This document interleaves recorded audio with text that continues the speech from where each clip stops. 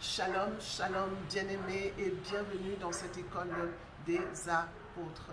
Oui, pourquoi école des apôtres? Parce qu'en Jésus-Christ, nous sommes tous, chacun, et une église. Et étant église, nous avons besoin de la bâtir. Et pour la bâtir, la connaissance est nécessaire par le Saint-Esprit. Nous avons pensé faire cette école des apôtres en direct, mais malheureusement, des problèmes techniques nous en empêchent. Qu'à cela ne tienne, suivez-la, partagez, apprenez, pratiquez, afin que le maximum ait la connaissance. Mais n'hésitez pas à nous poser des questions, nous allons y répondre. Qu'importe la question, il n'y a pas de question idiote. Parce que je sais qu'une interrogation peut nous bloquer dans notre processus. S'il nous manque la connaissance quelque part, on peut s'arrêter là pendant des années et ne pas avancer.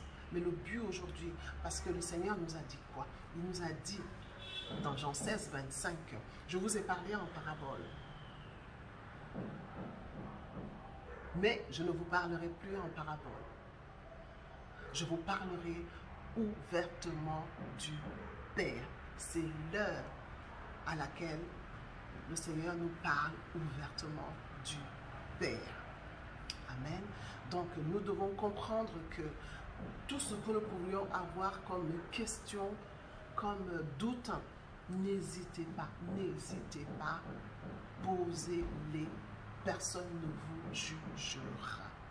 Avant de commencer notre école, nous allons prier. Merci Père de nous permettre d'assister à cette sainte convocation, Père éternel. Nous déposons à tes pieds nos peurs, nos doutes, notre connaissance, afin que seul le Saint-Esprit, Seigneur, que seul le Saint-Esprit nous conduise dans ta lumière, afin que nos cœurs et nos actions tournées vers toi te parviennent comme un parfum d'agréable odeur. Amen. Amen, chères excellences. Je suis apôtre Néma, selon Dieu et non les hommes, mis à part pour restaurer son autel par la connaissance et le Saint-Esprit et exerçant dans le gouvernement de Dieu. Oui, telle est ma mission par la grâce du Seigneur Jésus-Christ. Donc ici, c'est une plateforme dans laquelle vous avez la possibilité d'apprendre, de réapprendre et même de désapprendre pour avancer. Parce que Christ a fait de nous des éternels apprenants. Nous devons apprendre encore et encore. Et le thème d'aujourd'hui est celui de la grâce divine. Oui, la grâce divine. On a souvent tendance, on la définit souvent, sinon toujours, comme une faveur imméritée, un don de Dieu, un cadeau, parce que Dieu se donne à l'homme. Oui. Pourquoi est-ce on la définit ainsi? C'est parce qu'on regarde toujours que oui, on avait péché et que Romains 5 nous dit que le salaire du péché, c'est la mort. Et comme Dieu a été miséricordieux, compatissant, il ne nous a pas exterminés, il nous a plutôt accordé une grâce de mieux faire. Mais un jour, en y méditant, il me dit, et si tu faisais le parallèle entre la grâce et le potentiel? C'est dans ce voyage que je vous amène, parce que en ayant commencé à faire ce parallèle-là, il y a beaucoup de choses que le Seigneur m'a fait comprendre et qu'il m'a montré, que je vais partager avec vous aujourd'hui. Alors, bien-aimés, Pour commencer le voyage, nous avons une seule question à laquelle nous allons répondre. Quelle est la volonté de Dieu pour l'homme? Dieu veut sauver l'homme. Lorsque je parle de l'homme, c'est avec grand H, s'il vous plaît. Donc, quelle est la volonté de Dieu pour l'homme? Dieu veut sauver l'homme. Mais malheureusement, Dieu ne peut pas le faire sans l'homme. Parce que l'homme a un pouvoir qu'aucune autre créature ne détient dans la création. L'homme, premièrement, l'homme a été fait à leur image et à leur ressemblance. Ça veut dire que l'homme est esprit. Ensuite, pour lui donner un corps, pour lui former un corps, Dieu, le Créateur, a utilisé la terre. Et ensuite, dans le psaume 115, verset 16, il a donné la terre au Fils de l'homme. Donc, nous sommes véritablement des ambassadeurs parce que nous avons une part de Dieu et une part de la terre. Et Dieu, qui est fondamentalement esprit, ne peut pas venir sur terre sans l'aval de l'homme. Il serait, oui, il serait un sans-papier sur terre. Oui, parce que c'est le pouvoir de l'homme.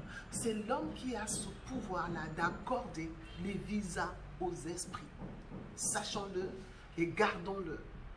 De par les actes qu'il pose, de par ses velléités, c'est lui qui décide de faire venir les bons ou les mauvais esprits. Et donc, Dieu qui veut sauver l'homme ne peut pas le faire sans lui. Il a besoin de l'homme. Il a besoin de l'homme. Et il faut que l'homme puisse répondre présent dans cet appel. Nous voyons donc qu'il y a une part que l'homme doit assumer dans la grâce que Dieu lui accorde. Et donc, tenant compte du fait que Dieu veut sauver l'homme et qu'il a besoin de l'homme, l'Éternel des armées, dans sa préséance, dans son omnipotence, a choisi pour l'homme le couple dans lequel il va naître. Il a choisi pour l'homme la famille. Il a choisi pour l'homme la ville, le pays, le continent. Amen. Et parce qu'il a fait tous ses choix pour l'homme, et en sachant qu'il n'y va pas vainement, parce qu'il a effectivement une mission à accomplir, l'Éternel des armées, qui sait le passé, qui sait le présent et qui sait l'avenir, a donc, dans sa préséance, rempli l'homme de tout ce dont il peut avoir besoin dans la volonté parfaite du Seigneur pour accomplir sa mission. Et c'est pour cela que la grâce devient effectivement un cadeau parfait, parce que Dieu sait exactement de quoi nous sommes faits et de quoi nous aurions effectivement besoin pour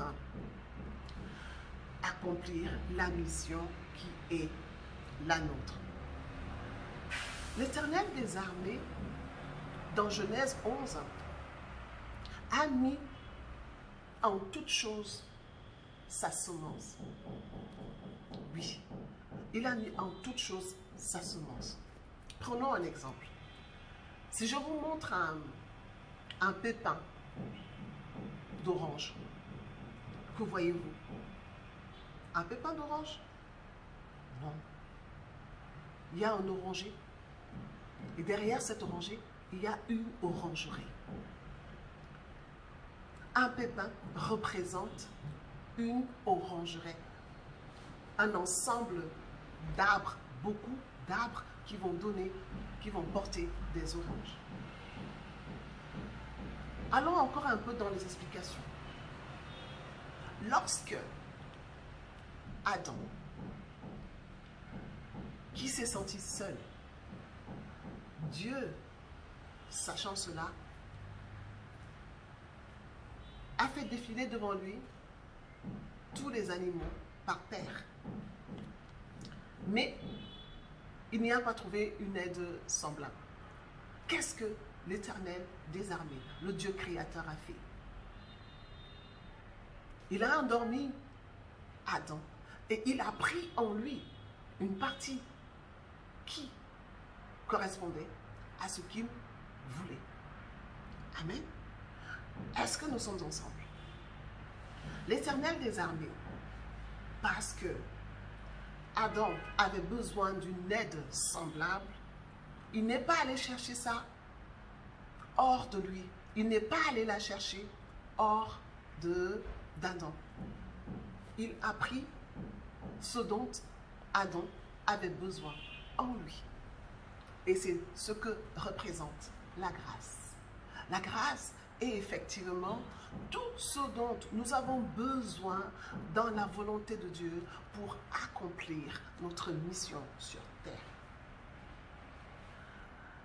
Mais pour rentrer dans cette grâce, nous devons effectivement arpenter le chemin de la connaissance, le chemin de la transformation, le chemin du changement qui est la nouvelle naissance. Et c'est parce que nous allons entrer dans cette nouvelle naissance que nous allons ouvrir le cadeau. Et que si nous avons besoin de la confiance, eh bien, on va trouver dans notre cadeau la confiance. Amen. Si nous avons besoin de persévérance, oui, persévérance, on va chercher en nous. Parce que Dieu qui était Dieu et qui sait absolument tout, avant même que nous ouvrons la bouche, avait déjà pourvu. Mais nous devons arpenter le chemin de la transformation. Si nous avons besoin, je cherche quoi? Nous avons besoin de l'espérance, oui. En cherchant au-dedans de nous, nous allons trouver cette espérance. Si nous avons besoin de douceur, si nous avons besoin de force, tout ce dont nous avons besoin, amour, paix, quelle que soit la circonstance par laquelle nous passons, le cadeau que l'Éternel des armées nous a donné en nous envoyant sur terre détient tout, absolument tout. Et c'est pour cela qu'on peut dire que il ne peut pas nous éprouver au-delà de nos forces. Vivons un peu ceci. Nous passons par une contingence vraiment difficile, une circonstance inconfortable. Nous savons déjà que ces circonstances-là, ces contingences sont les voies d'instruction du Seigneur. Et donc, le Seigneur qui sait ce qu'il a mis en nous, nous demande seulement d'aller chercher cela. Le Seigneur veut s'assurer en d'autres termes que ce que nous sommes censés connaître, nous le connaissons. Est-ce que nous avons appris nos leçons? Parce que c'est en apprenant nos leçons que nous devenons effectivement la connaissance. Ne soyons pas ces personnes qui vont lire la Bible de Genèse à Apocalypse N fois, mais qui ne sont absolument rien. Ces personnes sont cultivées, mais elles n'ont pas cultivé. Elles sont cultivées, mais elles n'ont pas cultivé. La grâce de l'Éternel des armées, en fait, nous permet de vivre conformément à la vie qu'il a prévue pour nous. C'est exactement ce que nous allons comprendre lorsqu'il dit à Paul, lorsque Paul lui dit « Enlève-moi cette écharde », il lui dit « Ma grâce te suffit. Ma grâce te suffit. Ma grâce te suffit. Car ma puissance s'accomplit dans la faiblesse. » Oui, la puissance de Dieu, sa grâce s'accomplit dans la faiblesse. C'est lorsque nous sommes faibles que nous allons appeler le Saint-Esprit. Appeler le Saint-Esprit, c'est lui permettre de nous restaurer dans ce qui nous manque. Et donc, nous devons comprendre que la grâce, donc, est ce potentiel-là que Dieu met en nous, mais que nous devons vivre pour pouvoir le faire révéler. Nous ne pouvons pas nous contenter de dire que oui, le Seigneur nous a permis de vivre, mais en retour, sans rien faire. Nous avons besoin effectivement d'avoir ce cadeau, de savoir qu'il est là d'abord, de savoir que ce cadeau existe. Parce que Dieu, créateur, est notre Père. Il ne peut pas nous éprouver au-delà de nos forces et parce qu'il a plani nos sentiers. Il a plani nos sentiers dans notre soumission et obéissance à ses voies. Donc, lorsque nous allons dire que on nous pose la question, par exemple, le matin, comment vous allez? Je vais bien par la grâce de Dieu. Sachons maintenant qu'il y a un autre versant de la grâce qui est important. Ce versant qui nous dit que nous devons aussi montrer au Créateur que nous marchons vers lui. Ce n'est pas simplement le fait de reconnaître l'empreinte de Dieu dans notre vie. Ce n'est pas le fait de reconnaître son sceau dans notre vie. Mais qu'est-ce que nous faisons pour que ce sceau soit effectivement en nous, qu'il ne soit pas seulement passager, qu'il puisse être en nous et qu'il puisse vivre en nous. La grâce de Dieu est pour nous donc, devient donc un devoir, une obligation. Si nous ne remplissons pas notre obligation, nous ne pourrons pas rentrer dans l'héritage de Dieu parce qu'effectivement, dans la grâce de Dieu se trouve notre héritage divin. Et lorsque nous parlons d'héritage divin, nous parlons, à contrario, de l'héritage humain. Parce que ces deux s'opposent. Lorsque nous arrivons dans un couple qui est dans une famille, ne serait-ce que, arrêtons-nous là, il y a une histoire qui a été écrite par les hommes de cette famille. Et cette histoire devient notre portion. Nous en avons parlé lors de l'école des apôtres sur l'héritage générationnel. Donc il y a cette histoire que les hommes qui nous ont précédés ont écrite qui devient notre héritage. Et l'Éternel des armées qui sait ce que c'est que cet héritage, il nous donne tout ce dont nous aurons besoin pour annuler l'héritage humain afin que l'héritage divin puisse véritablement être notre portion. Donc, nous devons comprendre que la grâce, au-delà d'être un don immérité, une faveur imméritée, est une responsabilité. Oui, bien-aimé, la grâce de Dieu est une responsabilité. Dieu ayant besoin de l'homme pour le sauver, lui a donné tous les outils nécessaires.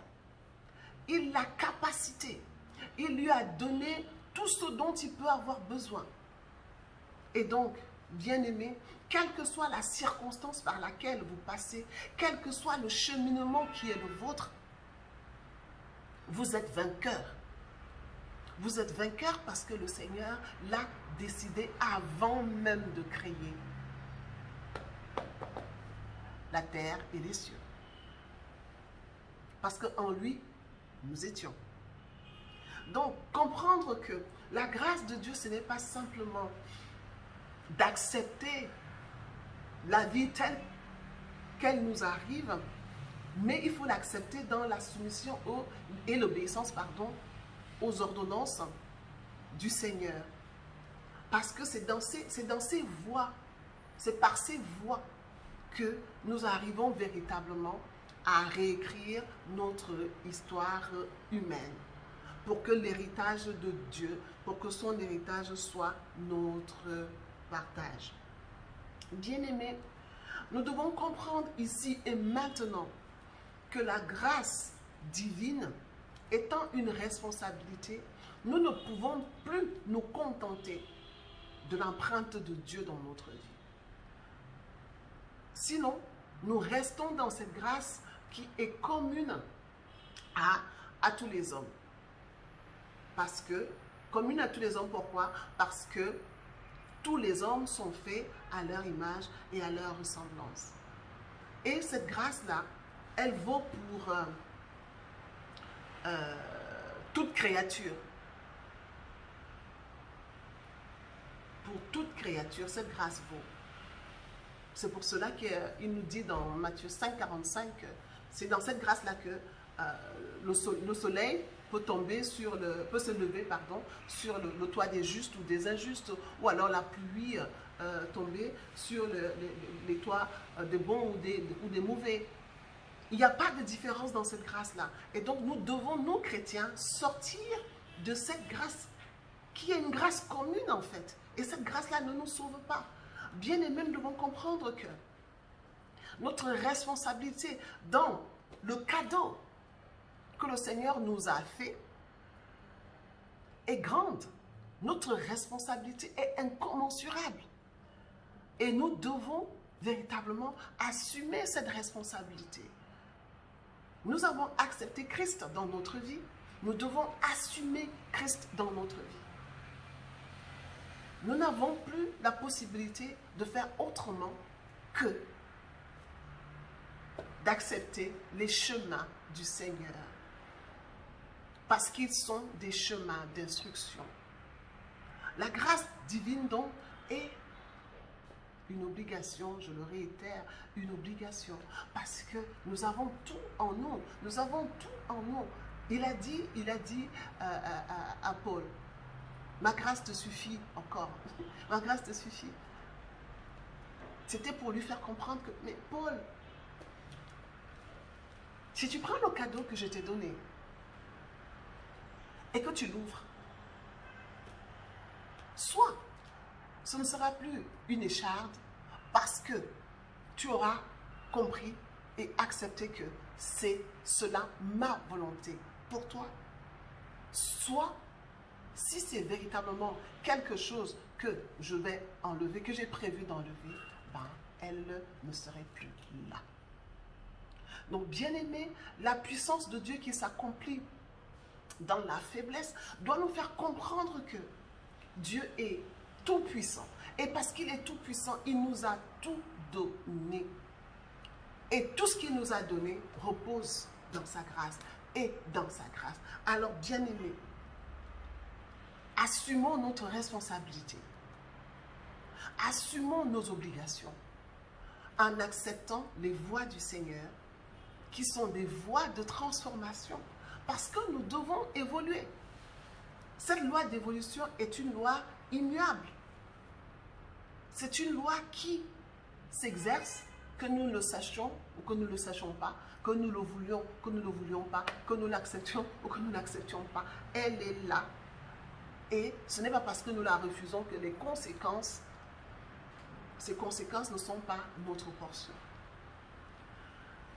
Pour sauver donc la terre, comme nous l'avons déjà dit, Dieu a besoin de l'homme.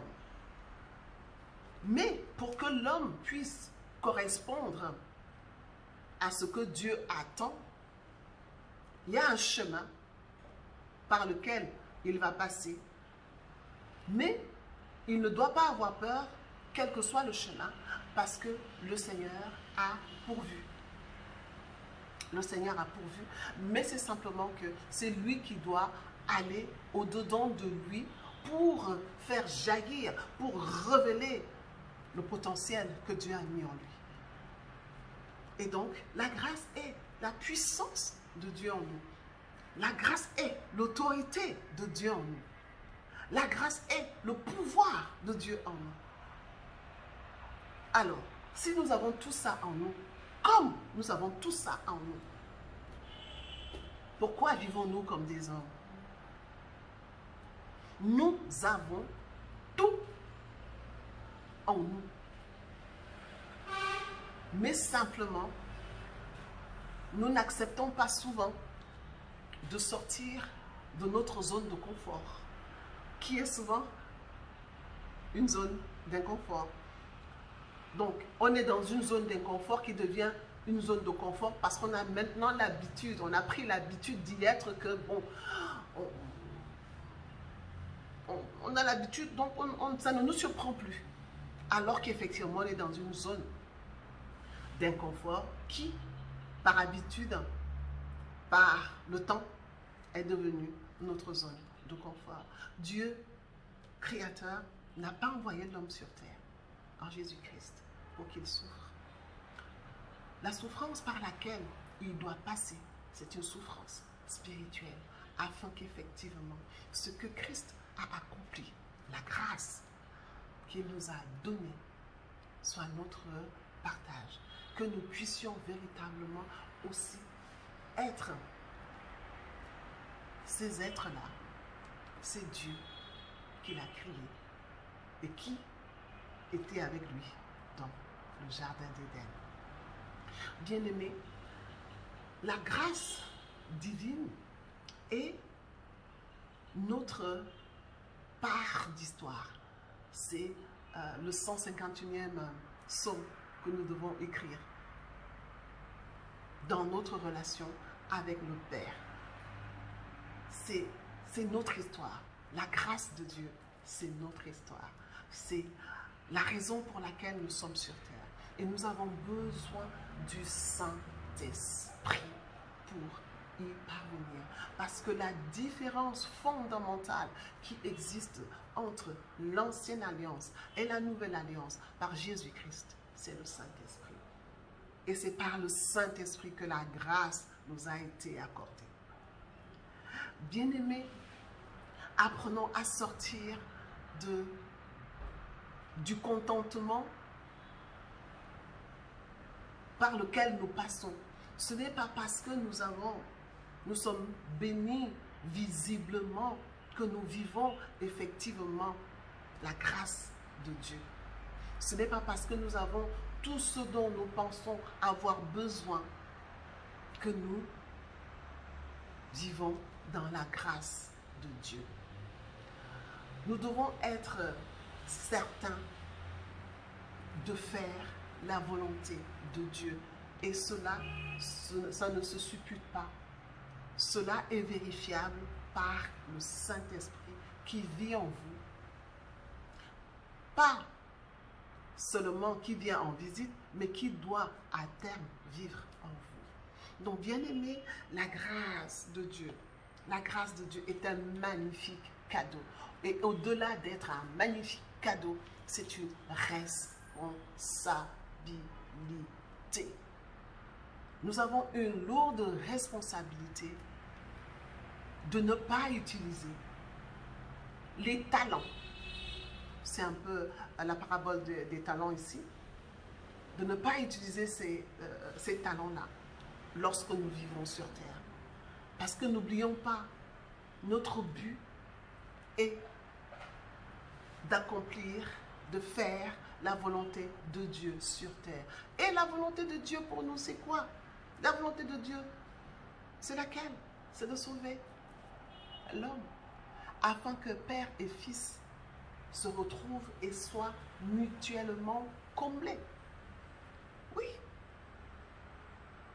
Ne pensons pas que parce que nous avons tout ce dont rêve un humain, que la grâce est avec nous. La grâce, la responsabilité, la grâce, l'obligation, la grâce, notre héritage divin.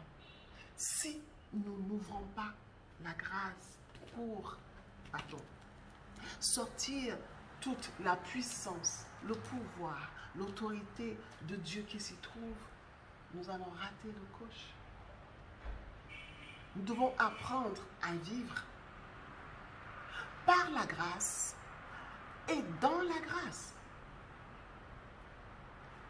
Je reprends par la grâce de Dieu. Nous devons apprendre à vivre par la grâce et dans la grâce.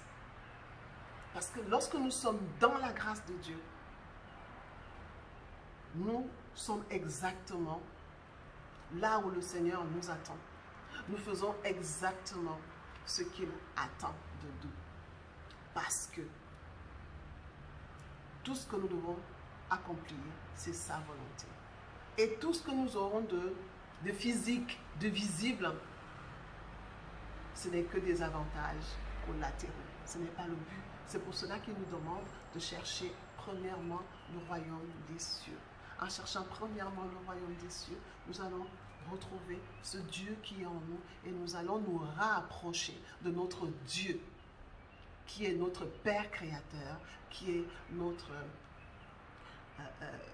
guide, qui nous a envoyés sur terre en ayant tout prévu, absolument tout prévu. Et c'est pour cela que la grâce est importante pour nous.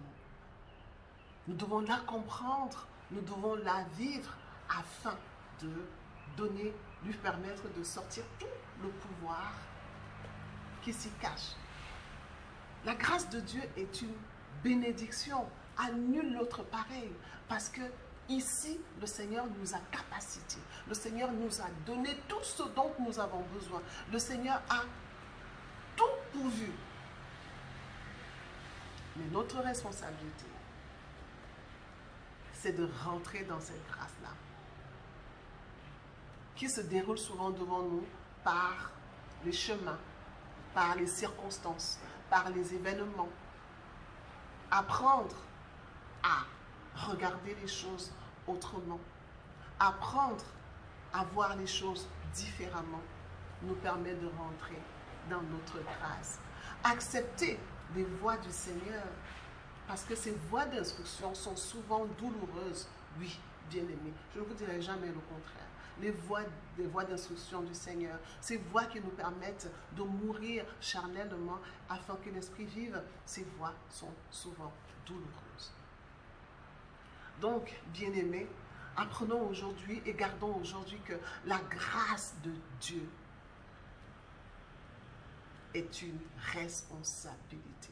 Parce que ce n'est que par elle que nous allons pouvoir réécrire l'histoire des hommes et entrer dans l'héritage de notre Père céleste. Bien-aimés, j'ose croire par le Saint-Esprit que cette école des apôtres va vous permettre d'apprendre véritablement. Apprendre pour devenir, parce qu'il ne suffit pas d'avoir de la connaissance, il faut la pratiquer pour la devenir. Nous devons pratiquer la parole. Et c'est parce que nous allons la pratiquer que nous allons la devenir. Et dans le monde spirituel, lorsque nous devenons une connaissance, indéniablement, il y a un pouvoir spirituel afférent. Alors, nous sommes arrivés au terme de cette école des apôtres. Nous espérons vivement par le Saint-Esprit que vous serez bénis et que vous bénirez d'autres personnes en partageant. Parce qu'aujourd'hui, La connaissance est disponible, alors rendons-la accessible en partageant au maximum. N'hésitez pas, comme j'ai dit à l'entame, de poser des questions si vous en avez. C'est avec plaisir que nous allons y répondre. Nous continuons bien sûr, comme vous le savez déjà, les prières de guérison les mardis et les vendredis. Pour plus d'informations, allez sur notre page Facebook. Vous aurez tous les contacts pour avoir accès à nous et nous vous donnerons ce qu'il y a lieu de faire. Mais nous le faisons déjà en présentiel. Donc, bien-aimés, que cette école des apôtres vous permette véritablement de vous bâtir en tant qu'Église afin que vous puissiez apporter votre pierre à l'édifice. Soyez bénis, et que cette connaissance qui a été rendue disponible vous permette effectivement de grandir dans la volonté parfaite du Seigneur. Soyez bénis, que le Seigneur vous bénisse et vous garde. Shalom, shalom, shalom. J'oubliais, le prochain thème, c'est les œuvres qui sauvent. Est-ce que les œuvres sauvent? Est-ce qu'elles ne sauvent pas? Nous allons en parler prochainement à l'école des apôtres. Parce que parfois on dit qu'elles ne sauvent pas. Mais qu'en est-il exactement? Nous allons y répondre la prochaine fois par la grâce de Dieu et son Saint-Esprit. Cette fois-ci, shalom, shalom, shalom.